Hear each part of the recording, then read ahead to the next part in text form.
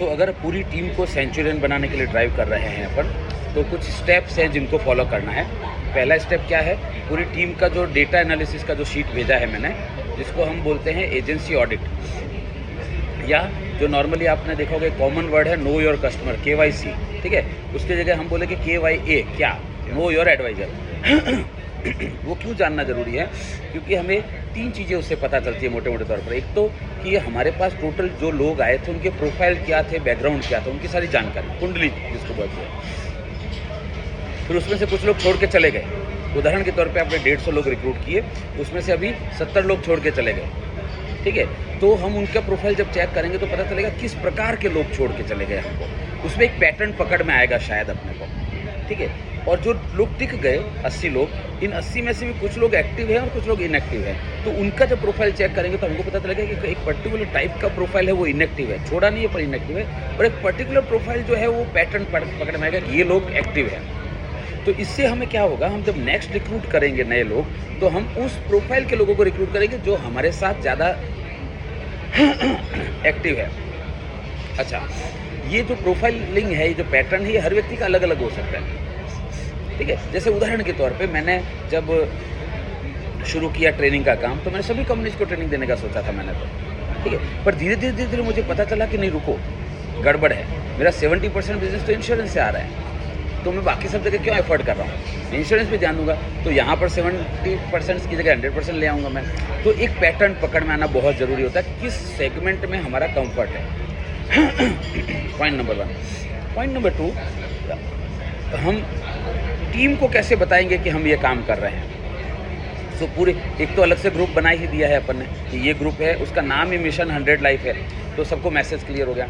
उस ग्रुप में कोई भी प्रकार का कंपनी का सर्कुलर नहीं, कोई भी प्रकार की अदर, सिर्फ 100 लाइफ से रिलेटेड आपके और मेरे कम्युनिकेशन और कुछ नहीं, ठीक है। तो उससे उनको समझ में आएगा कि कोई, अच्छा, बहुत सारे लोग बोलते हैं सर हमारा ऑलरेडी ग्रुप है, उसी में कर दें, नया क्यों बनाए फिर से एक। ये कुछ डिफरेंट हो रहा है, ये जानना बहुत जरूरी है उनके दिमाग में। नहीं तो क्या होता है ना, अरे कुछ कुछ स्कीम लाते रहते हैं सर, कंपनी भी लाती रहती है, कुछ कुछ चलता ही रहता है। उसको ये पता चलना चाहिए कि ये वो कुछ न कुछ की सीरीज़ का हिस्सा नहीं है, ये टोटली डिफरेंट गेम शुरू हो रहा है यहाँ पे, ठीक है। अच्छा, अब उसको बताना है हमें, जब आमने सामने एक्सप्लेन करना है, तो उसके 3 तरीके अलग अलग हो सकते हैं। मैं रेकमेंड करता हूँ कि आप पर्सनली उसको जाकर घर पर जाकर बात करिए। घर वालों को इन्वॉल्व करना इसलिए भी ज़रूरी है क्योंकि मोटे मोटे तौर पर इंश्योरेंस इंडस्ट्री में घर वालों से रिस्पॉन्स नहीं मिलता है, वो मिलना चाहिए।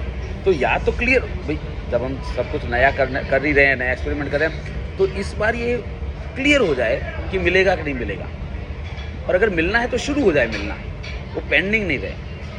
तो जब आप उसके साथ आमने सामने बैठेंगे जाकर और घर वालों के साथ बात करेंगे कि देखो इंडस्ट्री का एवरेज इतना है, और उसकी हिस्ट्री लेकर जाना है आपको, उसने ज्वाइन किया तब से लेकर कितना बिजनेस हुआ है, और आपकी टीम की हिस्ट्री लेकर जाना है, और आपको कंपनी की हिस्ट्री लेकर जाना है। तब आप उसको बता पाओगे कि देख भैया, कंपनी तो 2000 करोड़ पर डे कर रही है, ठीक है, इतने भी पॉलिसी, इतने हज़ार पॉलिसी पर डे हो रही है, मेरी टीम में इतनी हो रही है। और अगर आपको लगता है कि नहीं सर मेरी तो टीम बहुत छोटी है, बताने लायक फिगर ही नहीं है, तो ब्रांच का फिगर बता दो, कंपनी का, ब्रांच का। और तीसरा फिर उसका फिगर बताओ कि उसमें से तुम्हारी ये सिचुएशन है, मतलब बिजनेस हो रहा है, लोग कर रहे हैं, अपने नज़दीक के चारों तरफ के लोग कर रहे हैं, बस तुम्हें करना है कि नहीं करना है। तो मैंने ये डिसाइड किया है कि मैं इस साल मेरी पूरी टीम को एक ऐसी टीम बनाना चाहता हूँ जो हर व्यक्ति सेंचुरियन हो, यूनिक आइडेंटिटी हो जिसकी, है ना। और उसके लिए मैं ढूंढ रहा हूँ कि चिंगारी कहाँ कहाँ है, क्योंकि मैं एफर्ट्स करूँगा एक्स्ट्रा, मैं मेरे रिसोर्सेज डेप्यूट करूँगा, उसके लिए टाइम दूंगा मैं, ठीक है, और एनर्जी लगेगी मेरी, तो कहीं राख में तो नहीं जा रही है। तो चिंगारी होगी तो मैं घी डालूंगा, हिमांशु सर आकर हवा करेंगे तो आग भड़केगी। लेकिन अगर राख ही है तो घी वेस्ट हो जाएगा, और हवा सर करेंगे तो सिर पे ही चढ़ के आएगा। तो आप अगर इंटरेस्टेड हो तो अपन आगे बात करते हैं, नहीं तो जैसे चल रहा है वैसे चलते रहेंगे। बिल्कुल, क्यों नहीं बोली जा सकती, हाँ बिल्कुल बोल दीजिए। भी देखो अपन है ना, वो गुड्डे गुड्डियों का खेलने वाली उम्र में है नहीं दरअसल, वो भी प्रोफेशनल व्यक्ति है, धंधे वाला व्यक्ति है, उसको वो आया भी इसमें पैसा कमाने के लिए था। आप भी पैसा कमाने के लिए आए थे, मैं भी पैसा कमाने के लिए आया था। बाई डिफ़ॉल्ट सोशल वर्क हो रहा है हमारा, point number 1। Point number 2, direct इसलिए भी बोल दिया जाना चाहिए कि अभी तक, अच्छा जिसमें आप भी शामिल हैं, लोग ज्वाइन कर लेते हैं ना इस इंडस्ट्री को, उसके बाद वो कंफ्यूज ही रहते करना क्या है, पॉलिसी बेचना। अरे वो तो ठीक है, पॉलिसी बेचना तो एंड रिजल्ट होगा, लेकिन उस तक पहुंचने के लिए क्या करना है मुझे। तो लक्ष्य अच्छा, इसीलिए आप गौर करिए, पहला जो सेशन मैंने किया था 5 तारीख को, उसका रिकॉर्डिंग आपके पास है ही, उसको सुनना वापस। उसमें मैंने बोला था इस साल को कैसे सेलिब्रेट करोगे आप, कर्ज मुक्त वर्ष बनाना है इसको, ठीक है, या नो पेंडिंग वर्ष बनाना है, या कंसोलिडेशन ईयर बनाना है, या लाइफस्टाइल में अपग्रेड करने वाला ईयर बनाना है, या ट्रैवल ईयर बनाना है। तो उससे वो साइड एडवाइजर को ड्राइव मिलेगा, तो बोलेगा ओके ठीक है सेंचुरियन करना है, ठीक बात है, लेकिन उससे मेरी लाइफ में क्या फ़र्क पड़ेगा, मैं कर्ज मुक्त हो जाऊंगा इस साल। ये बात जब उसका जीवन साथी सुनेगा ना, तो सपोर्ट मिलना शुरू हो जाएगा उसको। अभी स्ट्रगल चल रहा है, तो उसको लगता है जीवन साथी को कि ये क्या है यार, इसे तो कोई अच्छा फिक्स इनकम वाला कर लो, या कुछ और कर लो, या और कुछ नहीं कर रहे हो तो इसमें फिर फ्रस्ट्रेशन होता है, सपोर्ट नहीं मिलता है। तो क्लियरली बोल दीजिए उसको, कोई हर्ज की बात नहीं है, ठीक है। ये एक पॉइंट हुआ। तो आमने सामने परिवार में बैठ के बात किया। अगर आप बोलोगे नहीं सर परिवार में बैठ के बात नहीं करना है, तो क्या ऑप्शन है? तो सेकंड ऑप्शन है कि आप उससे थर्ड प्लेस पर मिले। मेरी बात को बहुत ध्यान से सुनना, अपने ऑफिस नहीं बुलाना है। सेकंड ऑप्शन होना चाहिए वो जहाँ काम करता है, अगर वहाँ जा सकते हैं तो, और नहीं तो कोई थर्ड प्लेस, जैसे अपन रेस्टोरेंट में बैठे हैं तो रेस्टोरेंट में बुलाइए जहाँ पर किसी का भी पोजीशन अप नहीं है, न्यूट्रल प्लेस है ये। ज़्यादा से ज़्यादा क्या होगा, कॉफ़ी का खर्चा होगा तो ठीक है, खाना खा लेंगे, कोई प्रॉब्लम की बात नहीं है। और उसके बाद उसके ये बात करनी है उसको कि देखो मैं फिर से रिपीट कर रहा हूँ, देखो ये साल मेरा जो साल है, मैं चाहता हूँ कि हम एक आइडेंटिटी क्रिएट करें, एक ब्रांड बना लें अपना, पूरे इंडिया में पहली टीम जिसमें हर सदस्य सेंचुरियन है। तो क्या तुम इंटरेस्टेड हो इसका हिस्सा बनने के लिए? तो मेरे 100% एफर्ट्स आपके साथ जुड़ेंगे। अगर नहीं, कोई हर्ज की बात नहीं है, जैसा चल रहा है वैसा चलता रहेगा, जैसा सपोर्ट मिल रहा है वैसा मिलता रहेगा। एक्स्ट्रा जो मैं कर रहा हूँ वो सेंचुरियन मेंटालिटी वालों के लिए है। और फिर उसका डेटा बताएंगे उसको वहाँ पर कि देख तुम्हारा हिस्ट्री इतना है, कंपनी का हिस्ट्री इतना है, ब्रांच का हिस्ट्री इतना है, तो स्कोप है, किया जा सकता है और हो रहा है डेली बेसिस पे। यहाँ तक क्लियर है? अच्छा, उसका घर भी नहीं, न्यूट्रल प्लेस भी नहीं, तो कहाँ? तीसरे ऑप्शन के रूप में आप अपने यहाँ पर बुलाएंगे उसको, अपने ऑफिस में बुलाएंगे, ठीक है। मैं इसको तीसरा ऑप्शन इसलिए रखता हूँ क्योंकि नॉर्मली फीडबैक लोगों का ऐसा मिलता है मुझे, लीडर्स का, अरे सर फ़ोन करते हैं आता ही नहीं है। अब जब आता ही नहीं है तो उसको बुला के मतलब ही क्या है, इसलिए आप पहुँच जाओ वहाँ पे, ठीक है। मैं जब नया जॉब छोड़ के काम शुरू किया था तो मैं सूरत में रहता था, लेकिन मेरा बिज़नेस मैक्सिमम जो है वो बड़ौदा और अहमदाबाद में होता था, क्योंकि सूरत में घर की मुर्गी दाल बराबर। हिमांशु कौन है, वो सिटी लाइट में रहते हैं वो, ठीक है। अहमदाबाद वाला क्या बोलता है, सूरत से आए हैं सर। कोलकाता में क्या बोलते हैं, वो गुजरात से आए हैं सर, है ना। तो एक वो साइकोलॉजिकल फ़र्क पड़ता है। तो मैंने मेरे जो कोच थे उनको पूछा कि सर सारा बिजनेस तो बड़ौदा और अहमदाबाद से आता है, क्या करूँ? बोले तो वहाँ जा, ये तो सूरत में बैच अनाउंस करता है, उसमें लोग 66 लोग आए तेरे पहले बैच में, उसमें से 45 लोग तो बाहर के थे सूरत के, तो तू बड़ौदा के 25 थे, तो तू बड़ौदा में करना। तो जो लोग चाहते थे अटेंड करना लेकिन सूरत नहीं आ सकते थे, इसलिए नहीं आ पाए, वो लोकल बड़ौदा में तो आ ही पाएंगे, तो वहाँ चले जाओ जहाँ गंगा है। अगर गंगा तुम्हारे पास नहीं आ रही तो इसलिए उसके घर चले जाओ। यहाँ तक क्लियर है? ओके, अब एक स्टेप और आगे बढ़ते हैं। अब उस व्यक्ति को जब हम बात करेंगे सेंचुरियन की, तो मैंने पिन जो है वो पिन दे देनी है आपको, मैंने आप लोगों को पिन भेज रहा हूँ, जिनके पास नहीं पहुँची उनको पहुँच जाएगी, है ना। सो वो पिन उसको दे दीजिए, एक एडवाइज़र की पिन है और एक जो मिशन 100 लाइफ की पिन है, ये दोनों उनको वहाँ पर दे दीजिए। एक और सवाल आता है इसी बीच में कि सर टीम मीटिंग करके नहीं बता सकते क्या? वो भी तो ऑप्शन है ना, जल्दी हो जाएगा। अब आपके 150 एजेंट है, 150 एजेंटों को मिलने में कितना टाइम लग जाएगा, ठीक है। तो इसका जवाब बहुत सिंपल है कि भैया वैसे भी 15 साल तो हो ही गए ना तुमको, तो 15 दिन और लग जाएंगे, क्या फ़र्क पड़ता है? ऐसा तो है नहीं कि आग लगी हुई है, ठीक है। तो कोई हर्ज की बात नहीं है। ये समस्या ये इसको समझो इस तरह से, डॉक्टर के यहाँ भीड़ ज़्यादा हो जाती है तो डॉक्टर क्या करता है, डॉक्टर अपने चैम्बर से बाहर निकलता है और बोलता है 102 डिग्री बुखार वाले इधर आ जाओ, सर्दी जुकाम वाले इधर चले जाओ, और शरीर बदन दर्द हो रहा है वो उधर चले जाओ। हाँ, तुम सब लोगों को सर्दी जुकाम है, तुम लोग ये गोली ले लो, तुमको बुखार है, ऐसा करता है डॉक्टर? ऐसा नहीं करता। कितने भी ज़्यादा लोग हों, 1 to 1 का जो इफेक्ट आता है ना, मीटिंग में क्या होता है आपने गौर किया होगा, मैं खाली आपकी दुखती रख पे हाथ रख रहा हूँ। मीटिंग में क्या होता है, हाँ भैया सेंचुरियन कौन करेगा, तो 4 लोगों ने हाथ उठाए तो 5वां भी शर्म से उठा देता है, बोले क्या करेंगे नहीं करेंगे बाद की बात है, हाथ तो खड़ा कर दें। आमने सामने में आप उससे चौखवट कर पाओगे, ग्रुप में आप उसको पूछ नहीं पाओगे, ईगो हर्ट हो सकता है या आप ओपनली बात भी नहीं कर पाओगे। लेकिन जब 1 to 1 बैठेंगे ना तो एकदम खुल के बात कर पाएंगे। देखो कोई मैंने आपको याद होगा, मैंने आपको बोला था कोई जल्दबाजी नहीं है, ठीक है। सो ये जो इफेक्ट क्रिएट होता है 1 to 1 का, वो टीम मीटिंग में नहीं होता।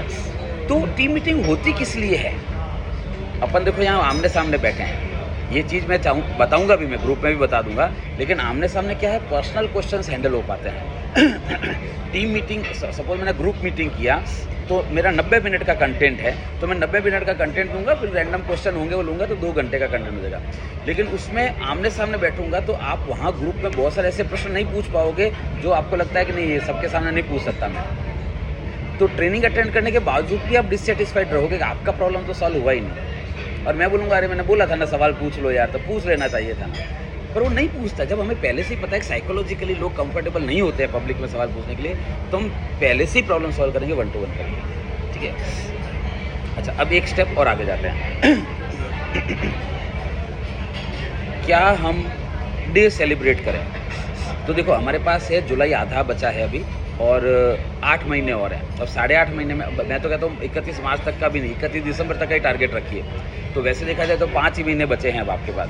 तो 5 महीने में 100 लाइफ, मतलब 1 महीने में 20 लाइफ करनी पड़ेगी। 1 महीने में 20 लाइफ मतलब मोमेंटम चाहिए, है ना, एक गजब का माहौल क्रिएट करना पड़ेगा। तो माहौल क्रिएट करने का तरीका क्या है, मैं जस्ट आइडिया शेयर कर रहा हूँ, आप अपने अपने तरीके भी लगा सकते हैं, मुझे भी बता सकते हैं, पर मेरे दिमाग में एक रैंडम तरीका आ रहा है वो मैं बता रहा हूँ आपको। कंपनीज क्या करती है कि 25 तारीख को ग्रीन चैनल डे है, लॉगिन डे है, ये डे है, वो डे है। क्या ऐसा करना चाहिए? कंपनी के पॉइंट ऑफ व्यू से हाँ करना चाहिए। कंपनी को सेल्स मोमेंटम की चीज़ होती है, माहौल क्रिएट करने की चीज़ होती है। लेकिन मैं आपको एक ट्रेनर के रूप में क्या रेकमेंड करूँगा कि आप अपनी टीम के जो, देखो हर बार आपके कोई भी, मेरी बात बहुत ध्यान सुना, आप कोई भी डिसीजन लेंगे ना, उस डिसीजन का बेस जो है, मुझसे पूछेंगे तो मैं बताऊँगा, उसका बेस वो शीट रहेगी agency audit, know your adviser. तो जब आप उसको देखोगे ना तो आपको पता चलेगा ओके जुलाई महीने में इन लोगों के बर्थडे हैं, ठीक है। तो अब 25 जुलाई को लॉगिन डे नहीं करेंगे, हम क्या करेंगे ना, अब जुलाई आधा चला गया, मैं अगस्त का एग्जांपल दे देता हूँ। अभी से ही आपको चेक करना है कि अगस्त में किस किस के बर्थडे हैं। तो पता चला एक जने का 5 तारीख को है, दूसरे का 10 को है, 15 को है, 20 को है, 25 को है, एडवाइज़र का। तो हम क्या क्रिएट करेंगे, ये साल हम वैसे भी कुछ नया कर रहे हैं, क्या कर रहे हैं कि हर व्यक्ति सेंचुरियन होगा। तो इस साल हम क्या करेंगे कि हम हमारे टीम मेंबर जो है ना उसका बर्थडे सेलिब्रेट करेंगे, और वो बिजनेस से सेलिब्रेट करेंगे। तो मैं जब आपके लिए आपके बर्थडे पे पॉलिसी लाऊंगा, तो आप भी मेरे बर्थडे के टाइम पे मेरे बर्थडे पे पॉलिसी लाओगे। तो अब टीम में कितने लोग हैं, सपोज 60 लोग हैं एक्टिव। 60 लोगों को क्या बोलेंगे कि 5 तारीख को धवल का बर्थडे है, उस दिन सब लोग इकट्ठे होंगे, केक मेरी तरफ से कटिंग करेंगे, लेकिन सब लोग बिजनेस लेकर आएंगे। हम बिजनेस लाएंगे, किसको फ़ायदा होगा? धवल को नहीं होगा, तुमको ही होगा। लेकिन इसी बहाने देखो भारत एक उत्सव प्रिय देश है, यहाँ पर सिर्फ बहाना चाहिए होता है, ठीक है। और ड्रिंक्स करने वालों के ये सारी चीज़ें उनसे सीख सकते हो। तो बोले ड्रिंक करता हूँ ना, मैं ऑकेजनली ड्रिंक करता हूँ। कब करता हूँ? 2 केस में करता हूँ। कब? बोले या तो बारिश होती है तब, और या नहीं होती है तब, ठीक। उसको बोलना, वो एक गाना भी है ना, पीने वालों को पीने का बहाना चाहिए। तो हमें सेल्स में उसको एक्टिवेट करने के लिए बहाना चाहिए। अब नॉर्मली बहाना क्या होता है, मंथ एंड क्लोजिंग है, मंथ एंड क्लोजिंग के साथ इमोशनल कनेक्ट नहीं है। एसडीएम साहब आ रहे हैं, एसडीएम साहब तो 3 साल बाद चले जाने वाले हैं, इमोशनल कनेक्ट नहीं है हर व्यक्ति का। लेकिन टीम मेंबर तो टीम मेंबर है ना, सोना उठना साथ में है, पहले दिन से लेकर अंत तक साथ में रहने वाले हैं। तो हम इससे क्या होगा, अगले 5 महीने में आपने बर्थडे सेलिब्रेट करना शुरू कर देना। अच्छा आप बोलेंगे सर मैंने किया, लेकिन उसके धवल के बर्थडे पे तो सिर्फ 4 ही लोग पॉलिसी लेकर आए। कोई बात नहीं, कोई नहीं लेकर आया, कोई बात नहीं। वैसे भी आपको टीम के साथ इमोशनल बॉन्डिंग करना है, इसलिए बर्थडे सेलिब्रेट करना ही चाहिए। इसी बहाने लोग आएंगे, ठीक है। उनको रडार के अंदर लाना बहुत ज़रूरी है, और उसके लिए इमोशनल पर्पस होना चाहिए। अभी क्यों नहीं आता है वो पता है? अभी उसको पता है मैं आऊँगा और आपको लॉगिन का पूछोगे, कितना लॉगिन किया, कितना कॉल चल रहा है, और इमोशनली कनेक्ट है नहीं वो उसके साथ। लेकिन अब उसको पता है कि 12 तारीख को मोहन का बर्थडे है और 17 को मेरा है, तो 12 को 5 को मैं लाऊंगा तो 17 को सब मेरे लो और उस दिन सेलिब्रेशन होगा। तो ये एक यूनिक चीज़ होने की वजह से वाइब्रेशंस क्रिएट होंगे इसके। अब बोलेगे सर साल भर का क्या, मैं दूसरा तरीका बताता हूँ। ठीक है, आप मेरे घर पर फ़ोन करके पूछिए वाइफ को और बच्चे को, तो मेरा जन्म 9 जनवरी को हुआ है, तो मेरे हिसाब से तो हर महीने की 9 जनवरी महान दिवस है। तो साल भर कौन वेट करेगा, हर महीने की 9 तारीख को मज़े करने चाहिए। ठीक है, तो आपके बर्थडे की लिस्ट बना लो भाई। एक व्यक्ति का 12 जुलाई को है ना, मतलब हर महीने की 12 तारीख उसके लिए इम्पोर्टेंट है।